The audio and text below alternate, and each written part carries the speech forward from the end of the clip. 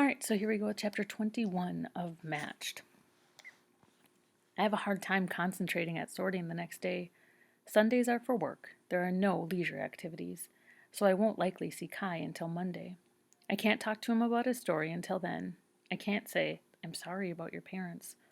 I said those words before, when he first came to live with the Markhams, and we all welcomed him and expressed our condolences. So condolences is another word for like they're saying that they're sorry. So they're sorry that he lost his parents. But it's different now that I really know what happened before. What happened? Before, I knew they died, but I didn't know how. I didn't know that he saw it rain down from the sky while he watched, helpless. Burning the napkin with that part of his story on it is one of the hardest things I've ever done. Like the books out at the restoration site, like Grandfather's poem, Kai's story, bit by bit, is turning into ash and nothing. Except he remembers it, and now I do too. A message from Nora appears on my screen, interrupting my sort. Please report to the supervisor station. I lift my head and look across the sorting slots toward Nora, and then I stand straight up in surprise. The officials are back for me. They watch me as I walk along the aisles of other workers, and I think I see approval in their eyes. I feel relieved. Congratulations, the gray-haired official tells me when I reach them. You scored very well on your test. Thank you, I say, as I always do to the officials, but this time, I mean it. The next step is a real-life sort, the official tells me. At some point in the near future, we will come and escort you to the site of the test. I nod. I've heard about this too. They'll take you to sort something real, actual data, like news or actual people, or a small subset of a school class, to see if you can apply things in the real world. If you can, you move on to the next step, which is likely your final work position. This is happening quickly. In fact, everything seems hurried lately. The hasty removal of the artifacts from personal residences, my mother's sudden trip, and now this. More and more of us are leaving school early in the year. The officials wait for me to respond. Thank you, I say. In the afternoon, my mother receives a message at work. Go home and pack. She is needed for another trip. It may be even longer than the last one. I can tell my father doesn't like this, and neither does Bram. Neither do I, as a matter of fact. I sit on the bed and watch her as she packs. She folds her 2 extra sets of plain clothes. She folds her pajamas, underclothes, socks. She opens her tablet container and checks the tablets. She's missing one, the green tablet. She glances up at me, and I look away. What's the green tablet for again? It's for calming, right? The blue is the nutrients, the red, we don't know yet. It makes me think that perhaps these trips are harder than they seem, and I realize that in seeing the missing tablet, I haven't seen an example of her weakness, but an example of her strength. What she's dealing with is difficult enough to make her take the green tablet, so it must be difficult to keep inside, to not share with us. But she is strong, and she keeps the secrets because it protects us. Kasha? Molly? My father walks into the room and I stand up to leave. I move quickly over to my mother to embrace her. When I step back, our eyes meet and I smile at her. I want her to know that I shouldn't have looked away earlier. I'm not ashamed of her. I know how hard it is to keep a secret. I may be a sorter like my father and my grandfather before me, but I am also my mother's daughter. On Monday morning, Kai and I walk into the trees and find the spot we stopped the time before. We start marking again with red flags. I wish it were so easy to begin where we left off in other ways. At first I hesitate, not wanting to disturb the peace of these woods with the horror of the outer provinces. But he has suffered so long alone that I can't bear to make him wait one more minute. Kai, I'm so sorry.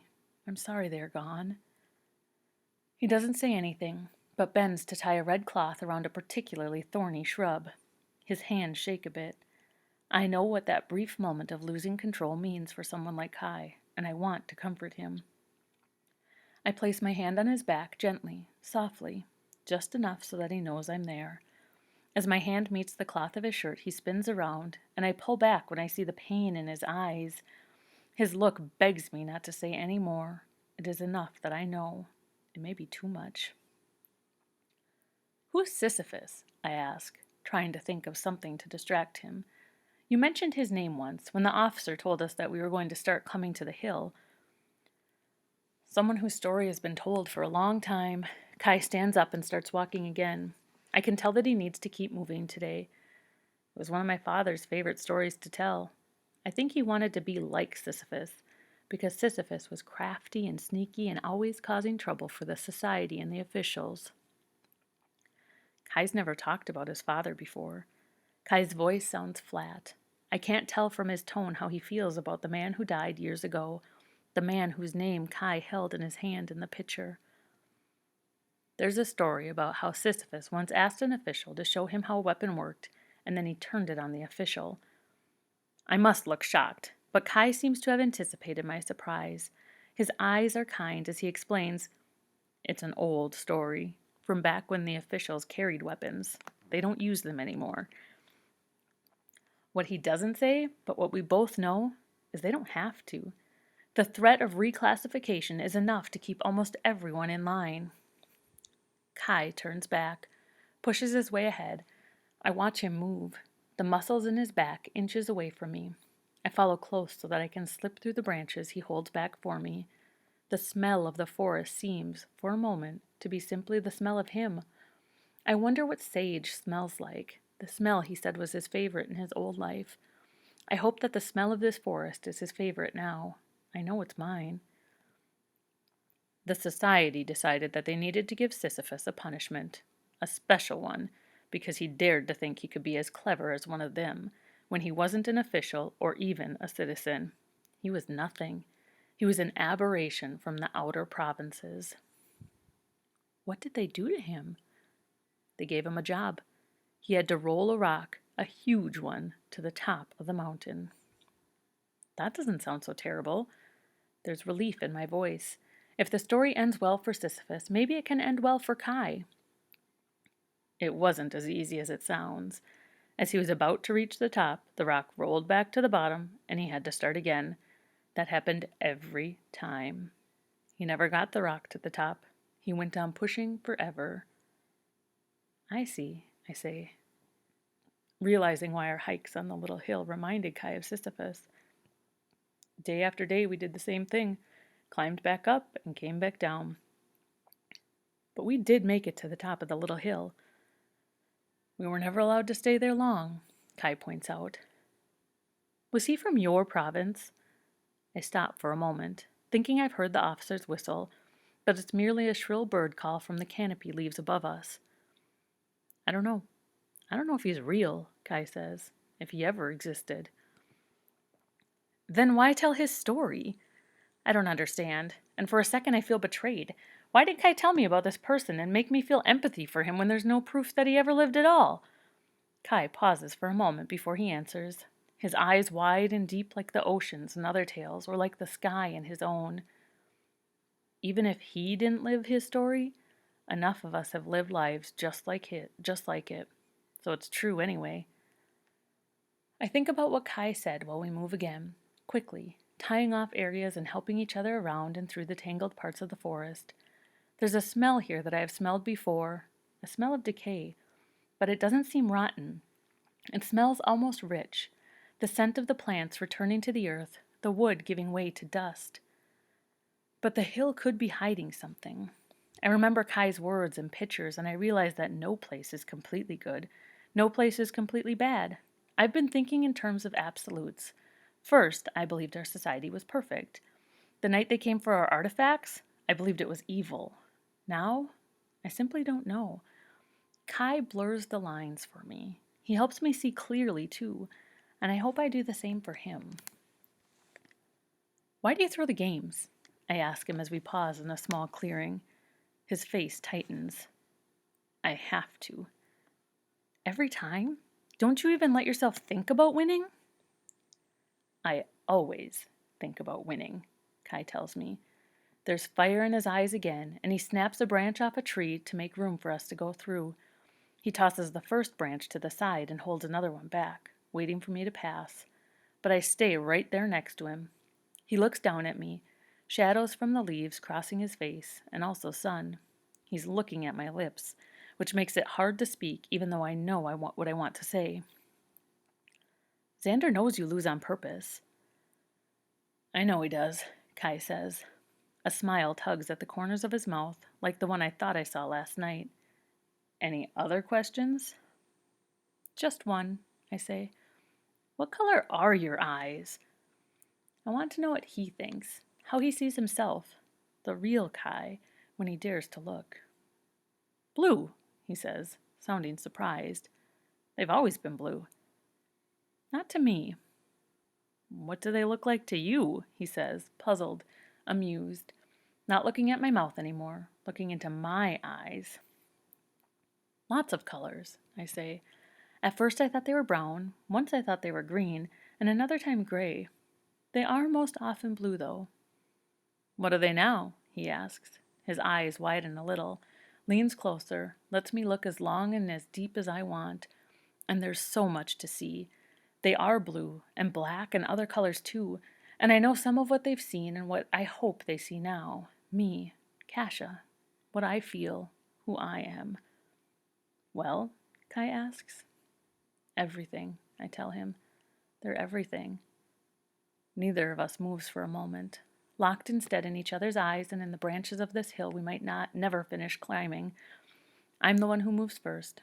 I step past him and push my way through some more tangled leaves, climb over a small fallen tree. Behind me, I hear Kai doing the same.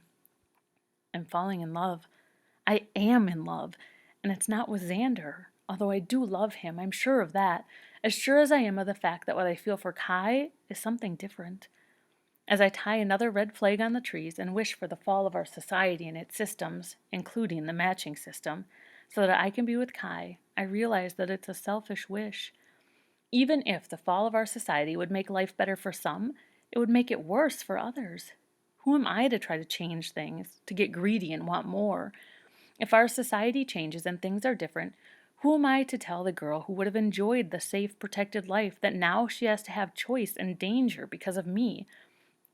The answer is, I'm not anyone. I'm just one of the people who happen to fall in the majority. All my life, the odds have been on my side. Kasha, Kai says.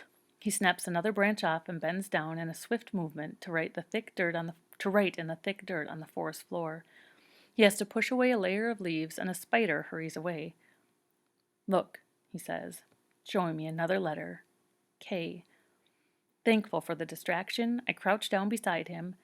This letter is more difficult, and it takes me several tries to even come close. In spite of my practice with the other letters, my hands are still not used to this, to writing in any way but tapping. When I finally get it right, I look up.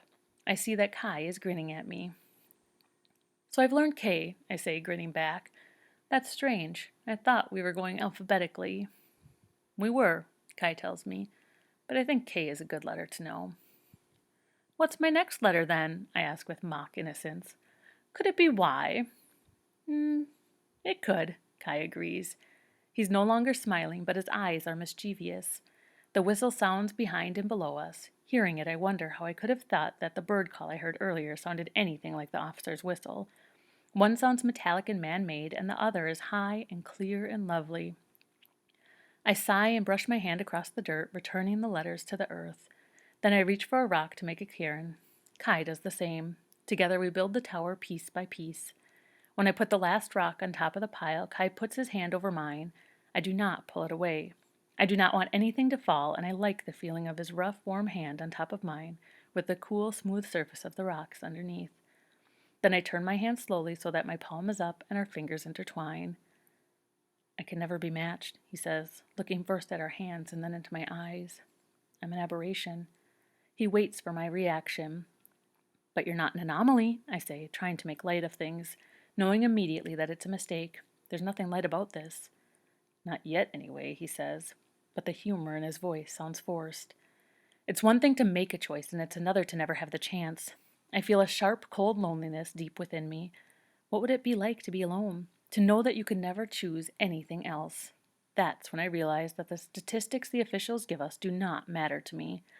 I know there are many people who are happy, and I'm glad for them, but this is Kai. If he's the one person who falls by the wayside while the other 99 are happy and fulfilled,